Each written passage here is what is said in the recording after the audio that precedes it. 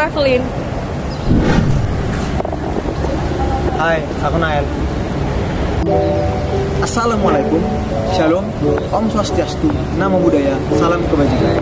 Perkenalkan, kami di sini dari kelompok 7. Berdirinya kami di sini untuk memenuhi tugas Internet of Things mengenai financial technology. Oke, di sini aku mau jelasin tentang latar belakang adanya finansial teknologi. Finansial teknologi berasal dari revolusi industri pada abad ke-18 di Inggris, menyebabkan perubahan di berbagai tatanan kehidupan dalam dunia industri, yang pastinya dapat berdampak positif dan negatif. Salah satu industri yang berdampak adalah industri jasa keuangan, yang kemudian dikenal masyarakat dengan sebutan vintage atau finansial teknologi. Terus, apa sih vintage itu? Vintage singkatan dari financial technology, dapat diartikan sebagai pemanfaatan perkembangan teknologi informasi untuk meningkatkan layanan di industri keuangan, sehingga transaksi keuangan bisa dilakukan dengan praktis, mudah, dan efisien. Masuknya vintage di Indonesia. Perkembangan teknologi keuangan vintage secara global sudah berkembang cukup pesat dan merambat hampir ke seluruh belahan dunia. Salah satunya adalah Indonesia. Teknologi vintage sudah mulai masuk ke Indonesia pada tahun 2006. Sayangnya pada saat itu masih sedikit yang menyadari betapa menguntungkannya vintage itu, sehingga hanya sedikit perusahaan vintage yang hadir pada kala itu. Namun kini, masyarakat mulai sadar dengan betapa menguntungkannya vintage.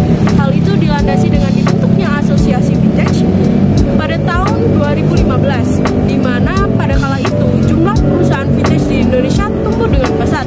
Tidak berhenti sampai di situ, pada tahun 2017 lahirlah vintage syariah, di mana vintage syariah merupakan jenis vintage yang bergerak atas dasar prinsip Islam. Dasar hukum finansial teknologi menurut Surat Edaran Bank Indonesia nomor 18/22/DKSP mengenai penyelenggaraan layanan keuangan digital. Lalu Peraturan Bank Indonesia nomor 18/17/PPI/2016 mengatur segala hal terkait uang elektronik. Lalu Peraturan Bank Indonesia nomor 18/40/PPI/2016 menetapkan penyelenggaraan pemrosesan transaksi pembayaran. Selanjutnya ada Peraturan Bank Indonesia nomor 19/12/PPI/2017 tentang penyelenggaraan teknologi finansial. Selanjutnya ada 3 jenis financial teknologi. Yang pertama ada digital payment yang merupakan proses transaksi pembayaran uang elektronik dengan platform secara digital. Contohnya ada OVO, Dana, GoPay, ShopeePay, Brimo, BNI Mobile, Livin, atau BCA Mobile.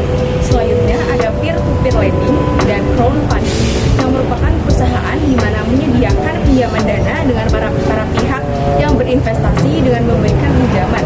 Contohnya ada Kreditco, Cicil, dan Modalku.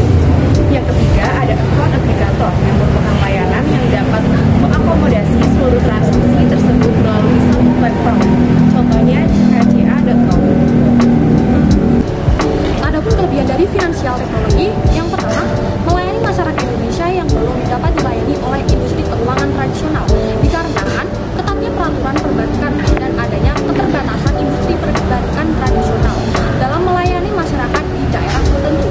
Kedua, menjadi alternatif pendanaan selain jasa industri keuangan tradisional, di mana masyarakat memerlukan alternatif pembiayaan yang lebih demokratis dan transparan. Dan ada juga kekurangan dari finansial teknologi. Yang pertama, fintech merupakan pihak yang tidak memiliki lisensi untuk memindahkan dana dan kurang mapan dalam menjalankan usahanya dengan modal yang besar jika dibandingkan dengan bank. Yang kedua, ada sebagian perusahaan fintech belum memiliki kantor fisik dan kurangnya pengalaman dalam menjalankan prosedur terkait sistem keamanan dan integritas produknya.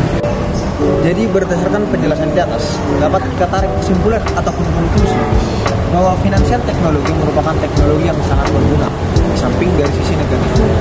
Walaupun sangat membantu, kita juga harus bijak dalam menggunakannya. Jika kita tidak mampu menggunakannya dengan bijak, justru dampak negatifnya yang akan menghampiri kita. Baiklah, demikian dari video pemaparan kami mengenai financial teknologi. Jika ada yang kurang berkenan mohon dimaafkan. Sekian dan terima kasih. Ciao. Jaksa keuangan yang kemudian dikenal masyarakat dengan sebutan ini pelan banget. Selesai. Hai guys, selesai. jam sekian lah. Iya, 1 jam. Lebih cepat dari mereka. Iya, kita udah selesai guys. Ini beneran behind the scene-nya yang banyak. Assalamualaikum, Shalom, Om Swastiastu. Nah, behind the scene anak kelompok 7. Nah, Nah, dikasih ke akhir aja. apa tiga? Udah 1 grup. Oke.